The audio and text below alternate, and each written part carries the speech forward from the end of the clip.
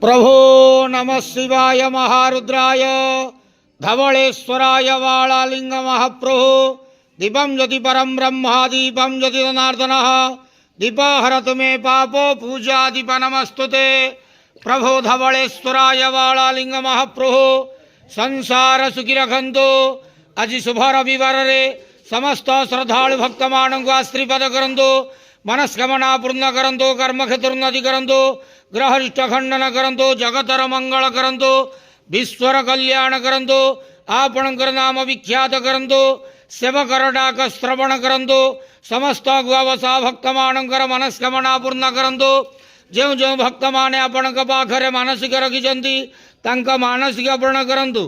प्रभो धवलेश्वराय वालालिंगाय नमो नमः। संसार सुखी रखंतु आनंदे गवार हरि बोलो। आज शुभ रविवार रे समस्त श्रद्धालु भक्त मानक आशीर्वाद करंतु आनंदे गवार हरि बोलो।